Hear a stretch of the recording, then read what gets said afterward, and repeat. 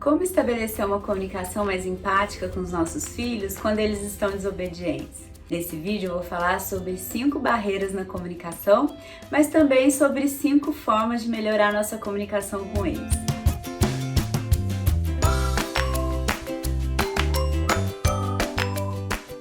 Meu nome é Daniele Gomes, sou psicóloga, mentora parental e nesse vídeo eu vou falar sobre a importância de estabelecer uma comunicação empática para melhorar nosso relacionamento com os nossos filhos e aumentar a cooperação por parte deles. Então, a primeira coisa que acontece quando o filho está apresentando um mau comportamento, está desobediente, é que os pais focam muito no comportamento em si. E esse comportamento, ele sempre está expressando alguma necessidade que precisa ser atendida. Pode ser uma necessidade fisiológica ou também pode ser uma necessidade emocional. Então, é mais importante que os pais foquem no relacionamento para poder compreender essa necessidade que precisa ser atendida, do que tentar cessar o comportamento em si, que isso pode aumentar ainda mais, né, esse comportamento indesejado. Então, assim, um comportamento é sempre uma expressão de uma necessidade. E às vezes uma necessidade que não está sendo atendida. E aí, né, assim, é importante que os pais usem, né, a sua lupa de detetive para poder investigar o que está acontecendo. E uma das questões dos pais é sempre assim, meu filho não ouve, não me obedece, não me escuta. E aí, às vezes, o problema não está no comportamento do filho em si, mas na forma como a gente está se comunicando, como a gente está se relacionando com eles. Então, uma das questões com crianças menores é que a gente fala muito na terceira pessoa, né? Às vezes os pais têm esse hábito, ou os avós, enfim. Mamãe vai te buscar depois da escola. O vovô vai te levar para o campeonato. Então, de vez de falar na terceira pessoa, é importante a gente falar na primeira pessoa. Então, eu vou levar você depois da escola, né, assim, eu vou te buscar na casa da sua avó. Enfim, sempre falar na primeira pessoa. E uma das coisas também que atrapalha é a falta de congruência que a gente muitas vezes apresenta. Você fala uma coisa, mas expressa outra. A comunicação não é só a comunicação verbal, também é a comunicação não verbal. E às vezes a nossa fala não tem congruência com os nossos gestos. Então é aquela virada de olho, aquele suspiro, aquela expressão facial que não está condizente, né, com o que a gente está comunicando. E aí a gente também precisa saber ouvir, porque a comunicação ela não é unilateral, né? Não é só de uma parte, é recíproca. Então, assim, eu falo, eu me comunico, eu me certifico que o outro compreendeu a minha mensagem e também escuto de forma empática. Porque muitas vezes, né, assim, essa questão da escuta é muito difícil para as pessoas, porque enquanto a outra está falando, eu já estou pensando na minha resposta, eu já estou criando aqui os meus pressupostos. Então, ouvir o outro, né, com empatia e ter uma escuta efetiva é super importante para estabelecer uma comunicação realmente, né, empática. E um dos pontos também é a questão, né, das barreiras. Então eu vou falar agora das 5 barreiras que atrapalham a nossa comunicação com os nossos filhos e também nos nossos demais relacionamentos. Mas a primeira delas é o julgamento. Então, assim, a gente muitas vezes já criou ali, né, uma hipótese, já fez uma avaliação. A gente tem muito isso, assim, né, ser muito avaliativo. Então, a gente olha aquela situação e já julga. Então, é importante buscar compreender o que está acontecendo, né, antes de julgar. E a gente consegue fazer isso quando a gente passa a observar mais, ser mais descritivo. Porque quando a gente vê uma cena, naquela cena a gente já coloca ali as nossas impressões, os filtros que a gente carrega das nossas experiências anteriores. Então, assim, a gente já tem um olhar para aquilo de uma ideia formada. E a gente perde, a criança tem muito isso, daquele olhar curioso, de observador, de aprender as coisas pela primeira vez. Então é importante a gente resgatar isso também, né? Isso é muito bom para os nossos relacionamentos, a gente poder compreender o outro sem tanto julgamento, né? A segunda barreira são os rótulos. Então a gente costuma sempre rotular, mesmo que seja um rótulo que a gente considera como positivo, por exemplo, a criança é muito boazinha, ela é muito obediente. Isso também não é bom, né? Assim, a criança começa a entender aquilo como realmente uma verdade, né? Não que seja ruim ela ser boazinha, mas será que a gente quer que os nossos filhos sejam só obedientes e bonzinhos, né? E como que eles vão se posicionar frente às suas necessidades, expressar o que eles querem de forma assertiva? Então, isso também, né, assim, rotular a criança não é bom, né? Então, falar, você é muito bagunceiro, você é muito preguiçoso, você é muito desorganizado, aquilo acaba virando uma verdade para a criança, né? E às vezes, né, assim, as orientações que tem muito também foca no comportamento, não foca na criança. Mas a criança, até uns 8 anos, ela não sabe distinguir o que é o comportamento dela, né, dela mesma. Então, cria aí, né, assim, uma forma avaliativa de tratar a criança. Então, a gente deve evitar esse tipo de coisa, né? E falar, eu preciso de organização, eu preciso que você arrume o seu quarto, enfim, dar exemplos, né, assim, do que você precisa que a criança faça, né? Não já rotular a criança, assim, decretando alguma, né, assim, algum rótulo, algum comportamento que a criança tenha, que seja aquilo ali uma verdade que defina ela, descreva ela daquela forma. Assim, às vezes a criança escutou muito, ela é muito tímida, ela é muito introvertida, e às vezes ela começa a ter dificuldade de se comunicar, de se relacionar, justamente porque ouviu muito isso. Então a gente precisa cuidar da forma como a gente comunica isso para a criança, como é que a gente expressa isso para a criança. Aí a outra coisa, né, assim, a terceira barreira na comunicação é o merecimento. Então aquela coisa avaliativa mesmo. Você tirou 10 na prova, você vai poder brincar com seus amigos. Você não arrumou seu quarto, você não vai poder sair. A questão da estrela, da premiação, da punição, do castigo. Isso, né, assim, é uma das barreiras da comunicação, porque a criança fica dependente de aprovação, de aceitação, cria uma baixa autoconfiança, uma baixa autoestima, né? Então a gente também precisa ficar atento a essas avaliações que a gente faz, a esse merecimento, né? E a questão do amor incondicional.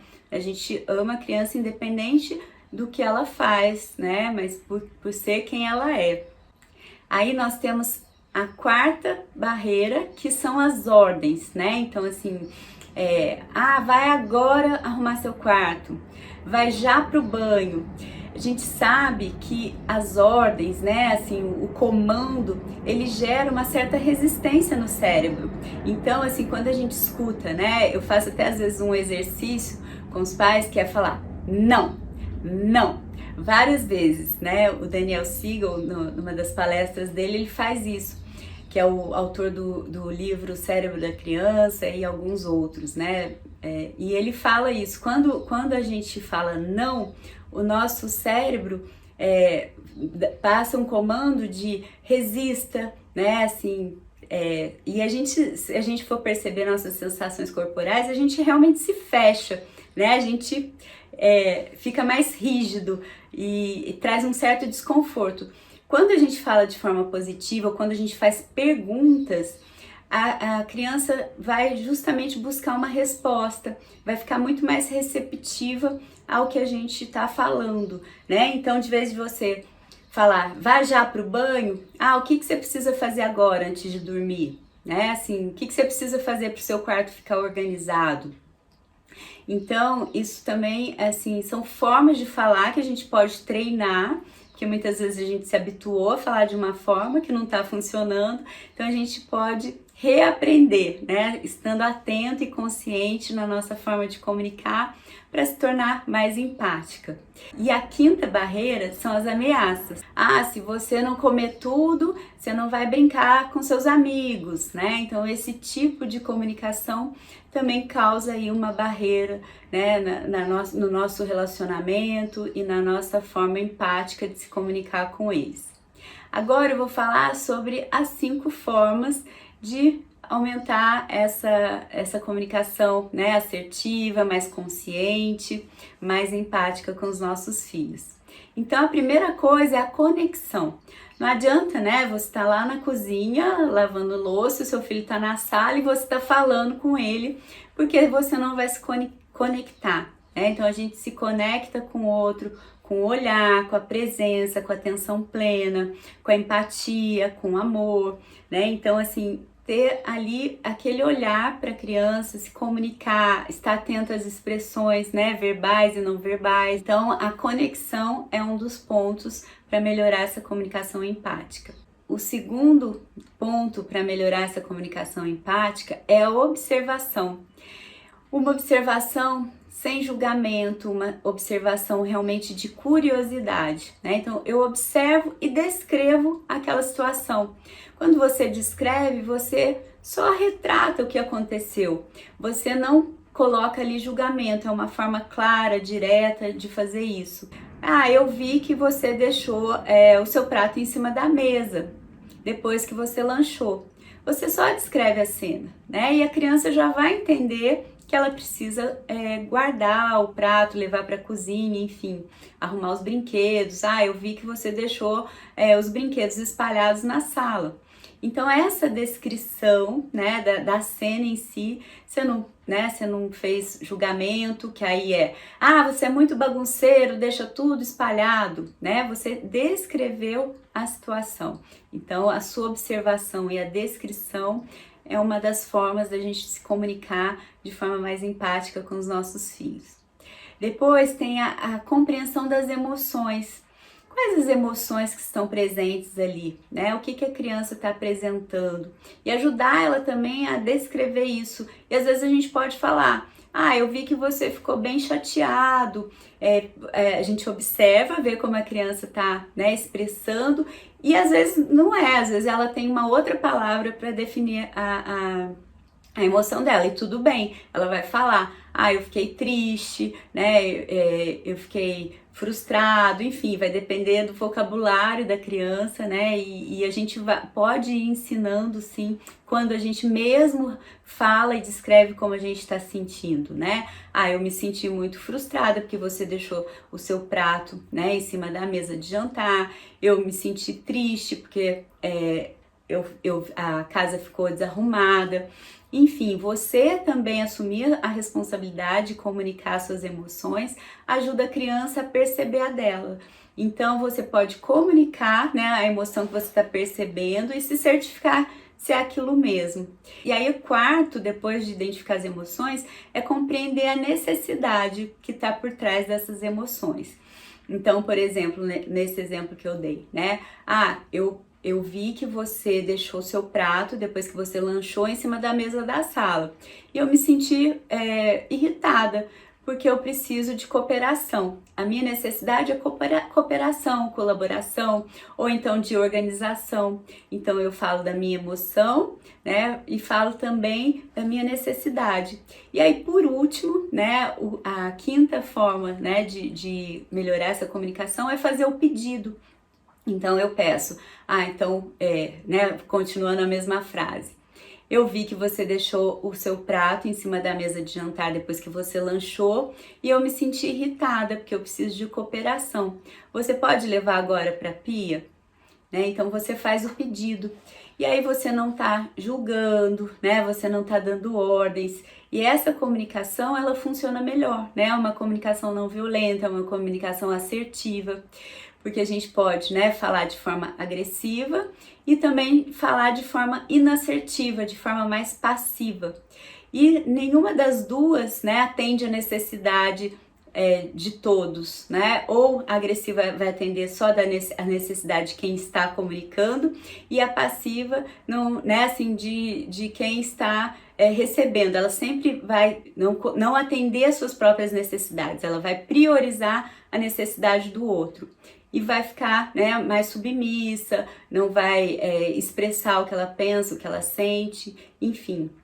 Então, por isso é tão importante a gente ter uma comunicação mais consciente, mais empática, porque isso melhora o relacionamento com os nossos filhos, a nossa conexão com eles, e também ajuda com que eles cooperem mais, né? Aí sim, né, a melhora no relacionamento, na conexão, vai fazer com que eles cooperem mais e diminuir esses comportamentos indesejáveis, de desobediência, esses mau comportamentos, que também é natural da criança, né, apresentar, porque é uma forma dela expressar, e por outro lado a gente vai compreender o que ela está tentando expressar. Então espero que essas dicas, esses passos, né, da comunicação empática, também as barreiras, possam ter te ajudado.